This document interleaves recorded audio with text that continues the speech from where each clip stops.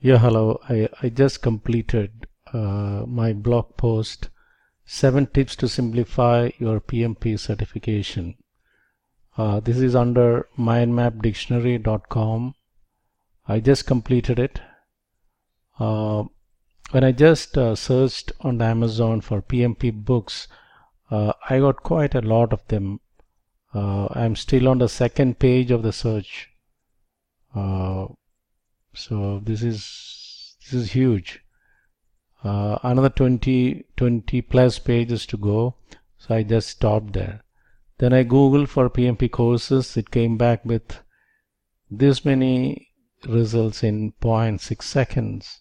So there is no dearth of resources, and sometimes the availability of too many resources makes it difficult or makes it confusing for the PMP aspirant.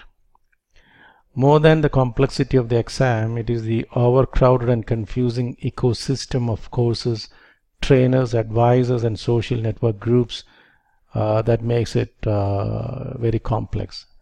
Quite a lot of them, and many of the PMP aspirants doesn't know where to start.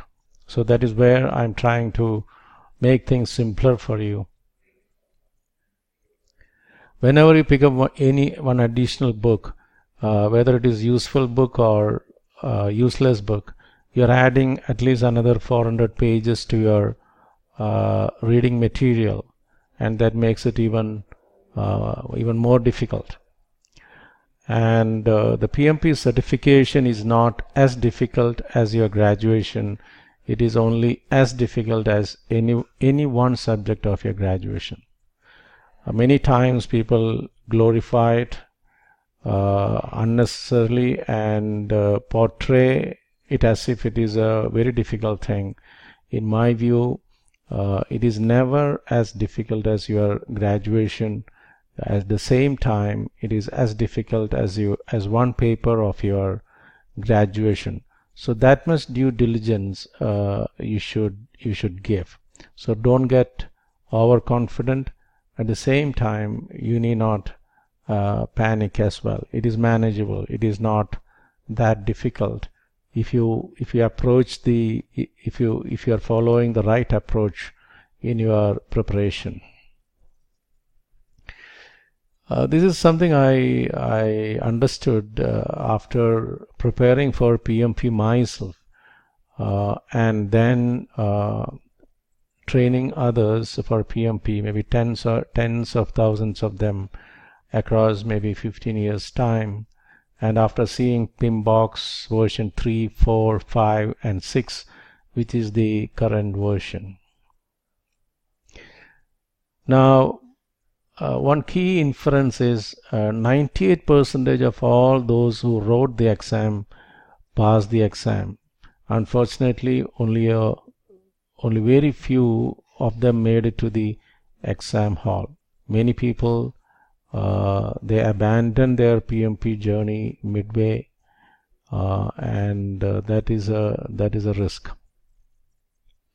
So of the people who wrote the exam, we have a 98% pass rate. So it doesn't mean that if 10 people attended the course, 9 passed. That is a wrong inference.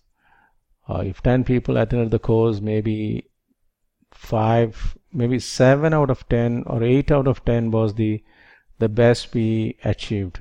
Out of that, 7 cleared in the first attempt, and the 1 cleared in the second attempt, and 2 did not write the exam.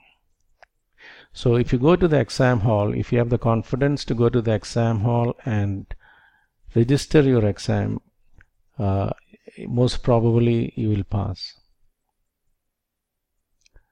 What are the key reasons for high number of dropouts? One is a wrong method of preparation. They buy fire reference material. They go after every mock exam available. They take advice from everybody out there, and they delay in registering for the exam, because by the time they go through all these things, their priorities will change. Their job pressures can demand other high priorities, and they lose focus on writing the PMP exam. So my view is, if you start your journey, you should try to complete within maybe maximum of 2 months time. So all you need is 40 hours of preparation after your 35 contact hours. So if you can clock approximately 10 hours per week, and in 4 weeks time you'll be ready to go to the exam. So I'll recommend the right method for preparation, and don't listen to everybody. And once you have enough confidence, you should go and register for the exam, so that your probability of success will be much higher. What is the right method for preparation? 7 tips. Study process group wise. The PMBOK is organized knowledge area wise. That makes it difficult. When I say knowledge area wise, it talks about integration management, scope management, schedule management, cost management, procurement management. So that grouping is there. At the same time, you have this process group wise grouping. It talks about initiation, planning, execution, monitoring and controlling, and closing. So if you base your preparation on these things, then it is very easy to recollect. Who initiates a project? The sponsor initiates. And what are the things you do during initiation? We develop a charter and we identify the stakeholders, and through the charter we appoint a project manager, and the project manager guides the project into the planning phase, and in planning he develops a project management plan, and then collect requirements, and then define scope, and then decompose the scope into work breakdown structure, and then decompose the work packages into activities, sequence them. So there is a logical sequence. So if you base your preparation process group wise, then you will be able to figure out a lot of things logically, and the recollection value is also much better. So always go process group wise. Don't study in depth. Study what and why, not how. For example, there is something called benefit cost ratio, or the payback period, or net present value. The PMP exam doesn't demand you to know how to work out these things. They expect you to know how to use these things during project selection. Similarly, brainstorming. You should know what is brainstorming. You need not know how to conduct a professional brainstorming session. So is the case with nominal groups. So is the case with 3-point estimation. So I'll come out with more tips in the future. So don't prepare to practice it. Prepare to learn it. Cursory learning is enough for passing the exam. So your first priority should be to pass the exam. So prepare for that. And after that, after your certification, if you're excited, then PMBOK is the reference material. You can always go back to it and then master these skills. You should understand the professional ethics of project managers. Nobody stresses on this, but my view is this gives you a guideline to think through while answering the questions. If any of your answer is in violation to any of the topics in the professional ethics of project managers, most probably it will be wrong. So always go with try to understand the professional ethics and then try to answer within which suits the professional ethics. Then there are certain concepts which you should master in depth, like you should know what is project chartering, the contents of a project charter, the benefits of project charter. Then developing work breakdown structures, you should really go in depth, because time management and scope management, you have a lot of questions coming in. And develop schedule, especially critical path, fast tracking, crashing. These concepts you should be very clear. And earned value management, you should learn in depth, because the type of questions that comes for these topics we cannot predict. The easiest approach would be to master these things. And even after becoming a PMP, if you talk to somebody and if you say you don't know earned value management, that is quite shameful. So it is better to try to understand these concepts in depth, whereas other concepts can be just cursory knowledge. Then a lot of people spend too much time in by hearting the inputs, tools and techniques and outputs artificially. There are books or methods to how to remember this, flashcards and all those things. That's all bullshit.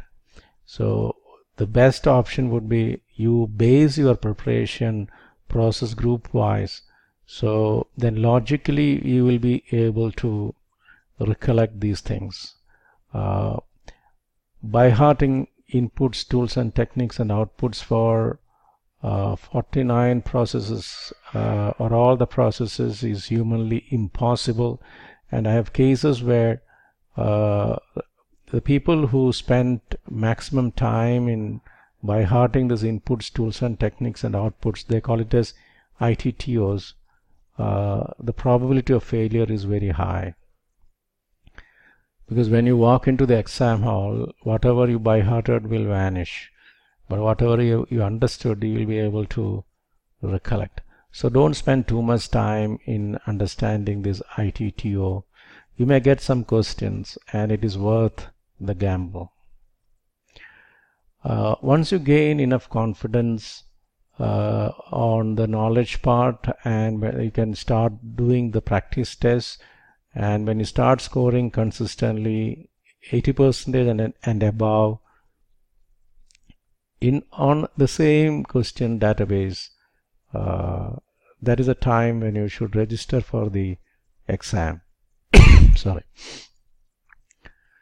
Once you register for the exam, then the probability of you writing the exam is higher. So once you register, then I am confident that okay, you will clear it. See, nobody ever goes to an exam hall fully confident. So you'll have to take some risk and then go and register for the exam. And once you register for the exam, then there is a target date to work towards. And the worst scenario, you can reschedule the exam date 3 times without any additional cost. So let us go back to the blog.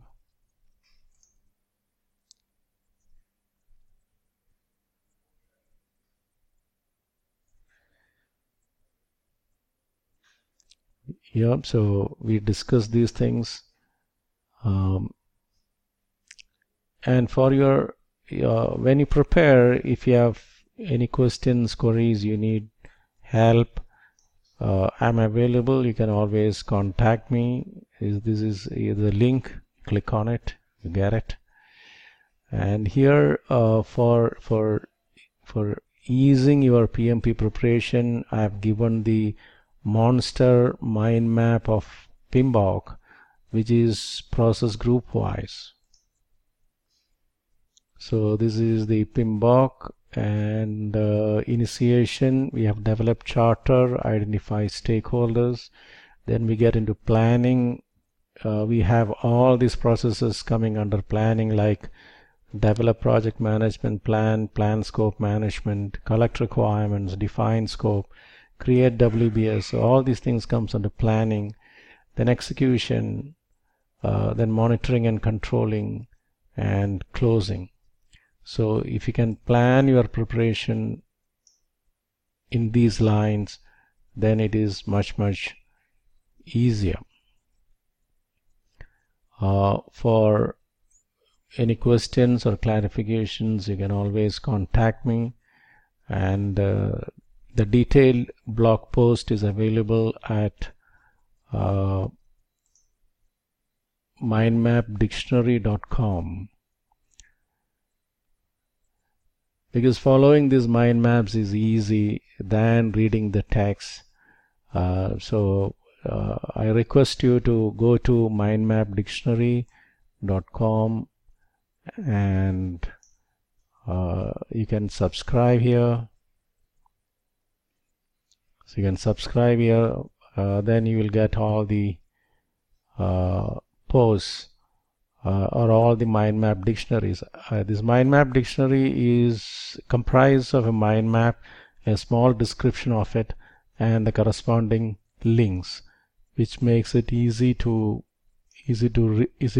see and understand it. I hope this will benefit you. Again, I urge you to go to MindMapDictionary.com and subscribe, and you will get all the relevant mind maps relevant to PMP certification. I've done 50 mind maps till now, and I'll be doing more mind maps at an average of 1 mind map per day, and my initial focus is on project management body of knowledge. So after that I may move on to other frameworks like total TCM framework by ACE and Prince2 and Agile, and within Agile Scrum, scaled Agile. So that is the roadmap. So if you're a PMP aspirant, this is the right time to subscribe to this blog. I welcome you to do it. Thank you very much.